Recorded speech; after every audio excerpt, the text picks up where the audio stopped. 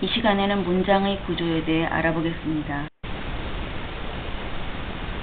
문장의 구조를 이해하기 위해 먼저 문장의 구조를 이루는 개념들을 살펴보기로 하죠. 문장이란 생각이나 감정을 완결된 내용으로 표현하는 단위입니다. 어절은 문장을 구성하는 문장 성분의 단위이며 띄어쓰기 단위로 나누어집니다. 2개 이상의 어절이 모여 구를 이루고 구보다 작은 단위는 단어가 되겠죠. 독립적인 문장을 이루지 못하지만 주어와 서술어를 갖추고 있는 단위를 우리는 절이라고 부릅니다. 문장을 이루는 기본적인 구성 요소가 문장 성분입니다. 문장의 골격을 이루는 필수 성분을 주성분이라고 하며 주어, 서술어, 목적어, 보어가 여기에 해당합니다. 주어는 생략되는 경우가 많이 있기 때문에 서술어를 먼저 찾는 것이 문장을 확인하는 빠르고 쉬운 방법입니다. 서술어는 필요한 다른 문장 성분의 종류를 결정하는 중요한 기능을 하며 특히 우리말은 서술성이 발달해 있다는 특징을 가지고 있기 때문에 문장에서 서술어를 먼저 확인하는 것은 중요한 일입니다. 주성분을 수식하는 기능을 하기 때문에 주성분이 뼈라면 살에 해당하는 것이 부속성분이죠. 부속성분은 생략 가능하고요. 문장에서 따로 떨어져 있는 성분을 독립성분이라고 합니다. 이제 본격적으로 문장의 짜임에 대해 알아보기로 하겠습니다. 문장은 크게 혼문장과 격문장으로 나누어집니다.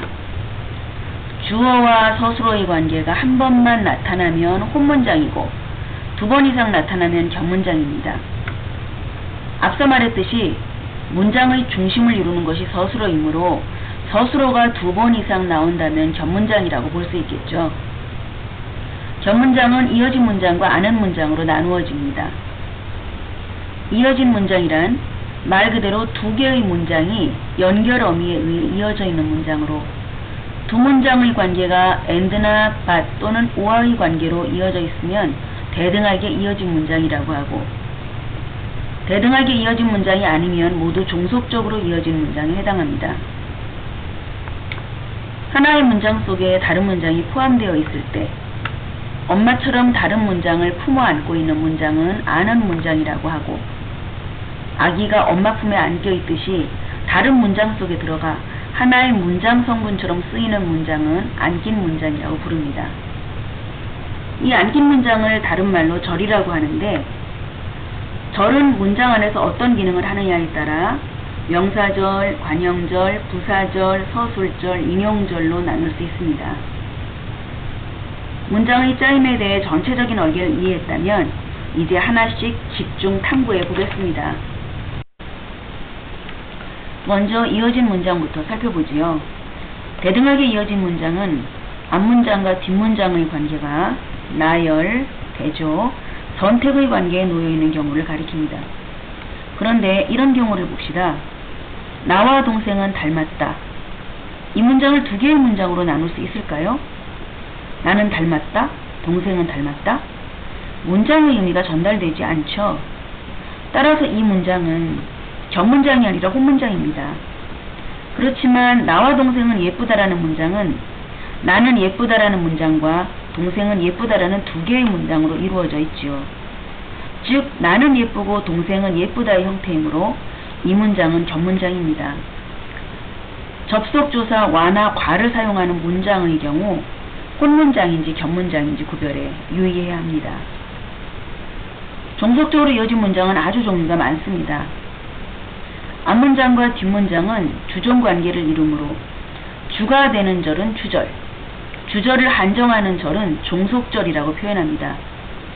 대개 앞문장이 원인절이나 조건절, 의도 또는 목적절, 배경절 등 종속절이 되고 뒷문장이 주절에 해당합니다.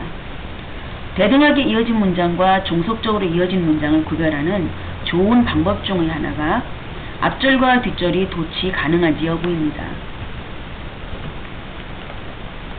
겨울이 되어서 날이 춥다는 문장은 날이 추워서 겨울이 되었다로 바꿔 쓸 수 없죠. 대등하게 이어진 문장은 앞절과 뒷절을 바꿔 써도 의미가 변하지 않습니다. 이제 아는 문장에 대해 집중적으로 살펴보도록 하죠. 명사절이란 명사의 기능을 하는 절입니다.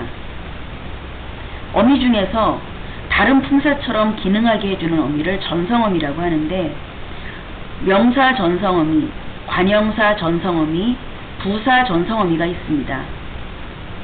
간단하게 명사형 어미, 관형사형 어미, 부사형 어미라고 부릅니다.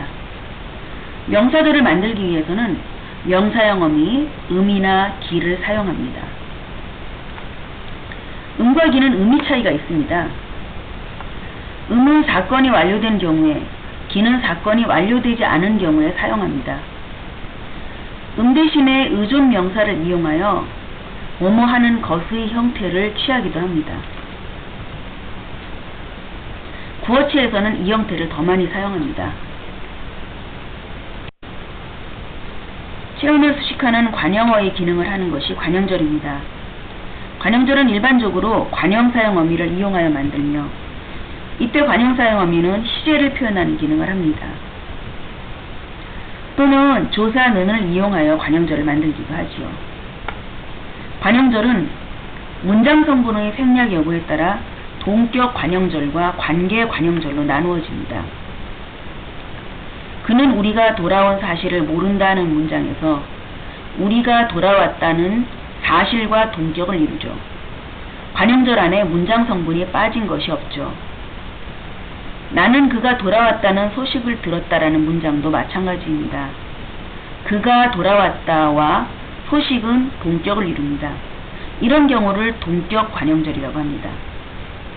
그는 좋은 학생이다의 경우 관형절에 해당하는 좋은의 주어가 생략된 문장입니다.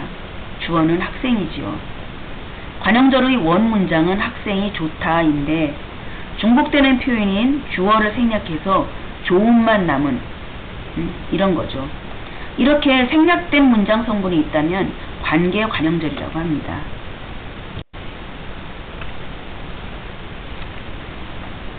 용언 등을 수식하는 부사어의 기능을 하는 절은 부사절이라고 합니다.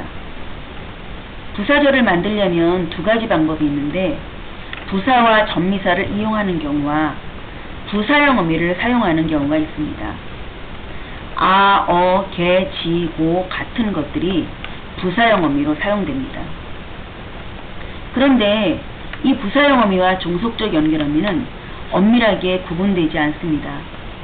가령 어미 개의 경우 종속적으로 이어진 문장에서 종속적 연결 어미로 사용되기도 하고, 부사절에서 부사 전성 어미로 사용되기도 하고, 또 혼문장에서 그가 실내 온도를 낮게 한다처럼 본용언과 보조용언을 이어주는 보조적 연결 어미로 사용되기도 합니다. 따라서 어미의 형태보다는 실제 문장에서의 역할에 주목하여 이해할 필요가 있습니다. 그리고 현행 학교 문법에서는 종속절을 부사절로 보는 견해를 인정하고 있습니다.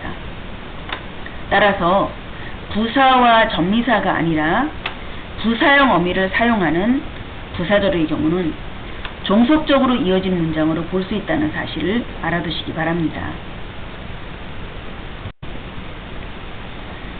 문장에서 서술어의 기능을 하는 절이 서술절입니다. 서술절은 명사형 어미, 관형사형 어미, 부사형 어미 같이 절을 알 수 있게 해주는 특별한 표지가 없다는 특징이 있습니다. 다만 문장에서 주어가 두 개로 보인다면 서술절이 있는 거라고 판단할 수 있습니다. 이 문장은 토끼는 어떠하다라는 구조를 가지고 있는데, 어떠하다라는 서술어에 해당하는 부분에 다시 주어 서술어 관계가 성립하고 있음을 볼 수 있습니다. 이것이 바로 서술절입니다. 마지막으로 남의 말이나 글에서 따온 인용절에 대해 살펴보겠습니다.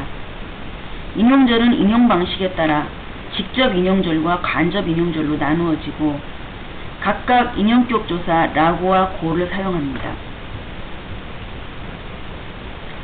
문장을 그대로 흉내내어 표현할 때는 라고 대신에 하고를 쓰기도 합니다. 지금까지 문장의 구조에 대해 알아보았습니다.